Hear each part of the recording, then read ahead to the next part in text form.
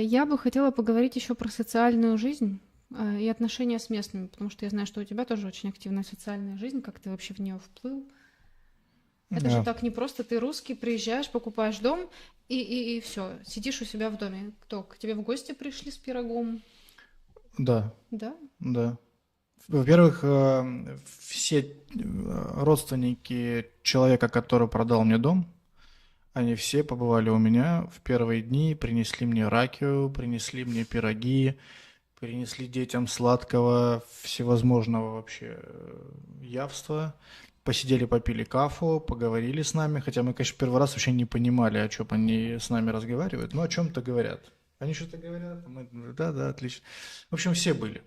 Вот. И социализировался я здесь таким способом, что дружество у них так часто заведено, что люди собираются в некие компании и по пятницам жарят роштель, типа нашего шашлыка. Жарят ягненка, там, в 3 месяца заказывают огромного ягненка, жарят на вертеле у кого-то и жарят. Вот, едят, просто собираются и вкусно кушают. А, соб- Огромная культура питья, например, у них нет, как у нас, очень мало людей, которые любят нажраться и подраться. Возможно, в больших городах есть, я не могу говорить за всю Сербию, но вот Мгм. там, где я живу и с теми людьми, с которыми я общаюсь, настолько огромная культура питья. 20 человек, взрослых мужиков, и кушая мясо большими-большими порциями, за всю могут выпить полбутылки раки и 3 бутылки вина, и там каждый по бутылке пива, возможно, местного. И все. И то это мы знаем уже, я уже знаю, кто любит выпить по пивку там и все остальное. Я сам не пью алкоголь, вот, но у них огромная культура питья. Огромная, это прям радует. Нету пьяных людей на улицах. Немножко про культуру питья тоже. Недавно были в гостях у сербов. Они немного старше нас, там где-то немного старше меня и мужа, 40 плюс, плюс-минус. У них виноград растет, очень много винограда, много, как это, смоква по-русски. М, Смоква это инжир. Инжир. Инжир по-русски. Вот у них много этого дела, и они готовят сами ракию. Но когда они нам предлагали, мы спрашиваем, а вы сами будете? Они говорят, да нет, что вы, мы сами не пьем. А зачем вы делаете? На продажу, что ли? Да нет, в гости кто-нибудь приходит, мы наливаем. Вот так. То есть люди не делают, чтобы Утром, напиться. да-да-да, не утром ты приходишь в заведение в какое-нибудь, например, я заходил там в Сербия-Газ. То есть большая организация, которая занимается тем, что устанавливает людям газ. Официальная государственная организация. И они тебе говорят, что желаешь, кафу, ракию? Може попьем и одну чашечку раки. И наливают тебе чуть-чуть раки.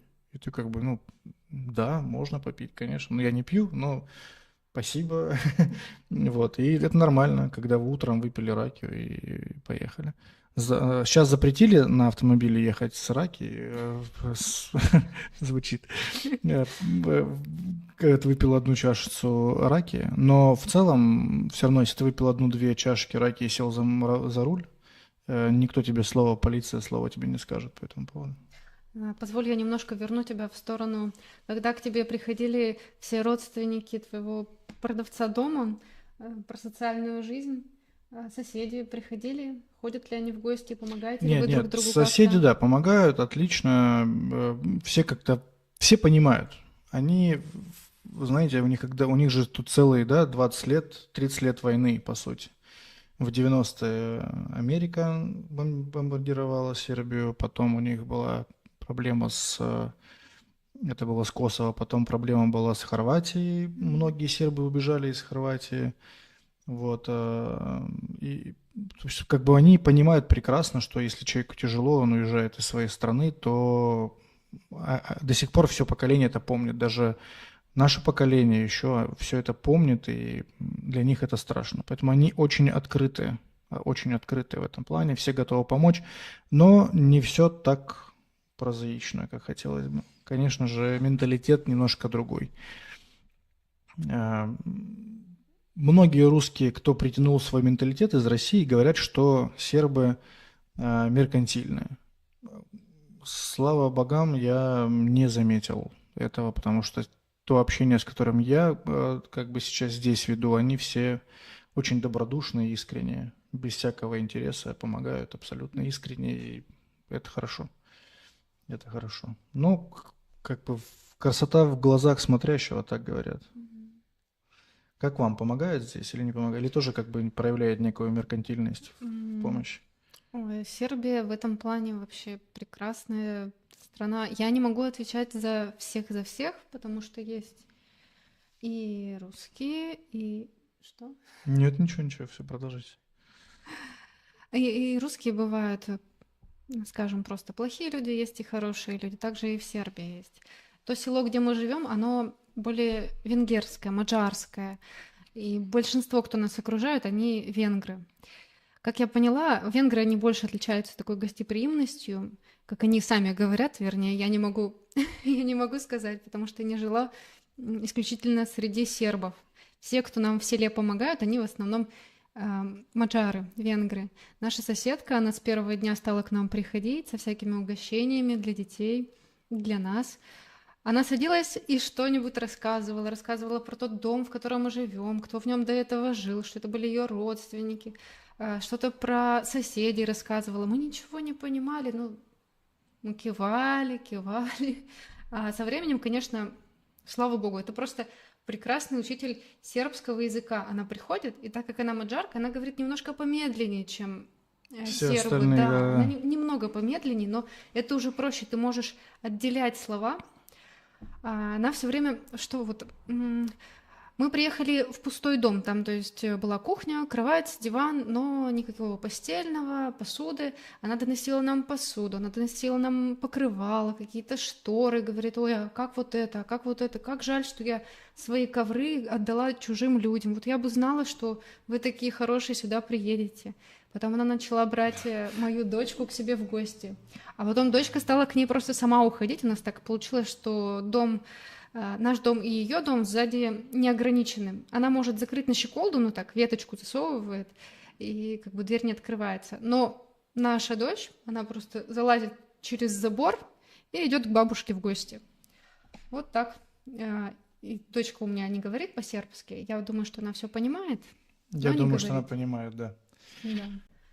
Давай еще поговорим про прекрасных сербов и закончим на этом. Есть ли у тебя какая-то история, которую бы ты хотела рассказать? Мы пошли, был чемпионат, какой-то матч был, значит, «Зенит» и «Цервена Звезда» в Белграде. Представьте себе, что многотысячный футбольный стадион, где наполовину был российский флаг, а наполовину русский. Была отдельная фан-зона для зенитовцев, их там было не так много людей, а все остальное это, ну, преимущественно сербы. И когда весь стадион кричит «Русы, серб, брача, заувек», «Русы, серб», там, ну это нечто, это стадион гудит, ощущение такое, что за тебя была вся Сербия, что ты просто приехал в эту страну, и вся Сербия за тебя. Это невероятное, конечно, ощущение, когда весь стадион транслирует доброту и любовь к России. Огромный. Причем фанаты футбола, не просто какие-то люди, а фанаты футбола. И это потрясающее чувство. Я никогда не испытывал на футбольный матч такое спокойствие. Люди приходят с детьми, с маленькими детьми, смотрят Никакой футбол. опасности, да, не Не ощущается. ощущается никакой опасности. Никакой. Стоит везде полиция. Полиция, давайте будем откровенны, здесь полиция и ГИБДД, так называемая, это не российский ГИБДДшник. Во-первых, тебя никто не останавливает просто так для проверки документов, крайне редко. Все это подтянутые молодые люди И женщины, и и мужчины, женщины, да, да. у которых имеют некую физическую подготовку. Люди в возрасте или с какими-то физическими ограничениями по весу работают, как правило, где-то в офисах, ну, в полицейских участках, принимают какие-то документы, и то все те, кто на улицах, они все спортивные и, ну, какие-то, я не знаю, не страшные, что ли, как это происходит в России. Даже приятные. Даже приятные, Да, да. смотреть приятно. Меня остановили сербы, потому что я был в другом городе, не там, где у меня номера, да. И здесь также по регионам это все распределено. И вот я был в другом регионе, меня остановили для проверки документов, потому что номера другого региона. И когда он узнал, что я из России, мне полицейский говорит, пошли пить раки. Айда попьем раки. Я говорю, я не могу, Прекрасно. ну, я еду колома, я еду на машине. Он говорит, я тебе разрешаю, пошли, у меня есть в машине раки.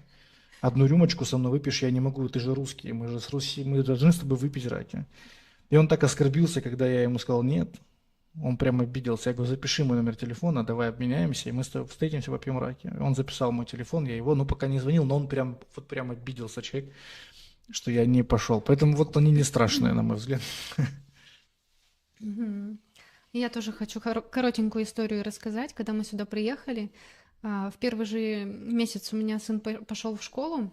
Не все было просто.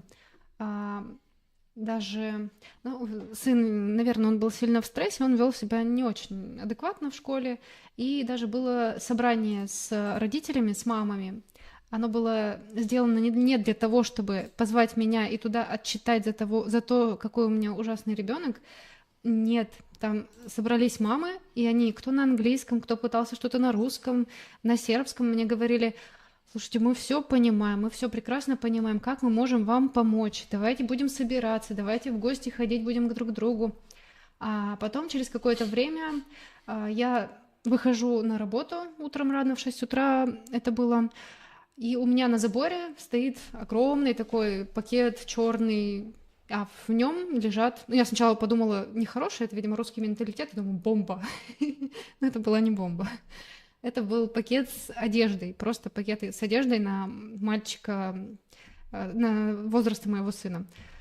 Это было очень приятно, потому что все-таки было 4 чемодана на нас всех, и один чемодан был наполовину с игрушками, другой на весь с лего, и понятное дело, что у нас очень мало было вещей.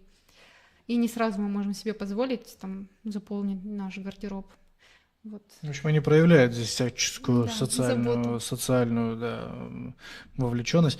В школе, например, праздник по поводу вот, да, еще взаимодействия. В школе праздники был вот день какой-то, день костюма, что ли, что-то такое. Это детская неделя была, Детская наверное. неделя, да. И, например, у нас был день эко-костюма.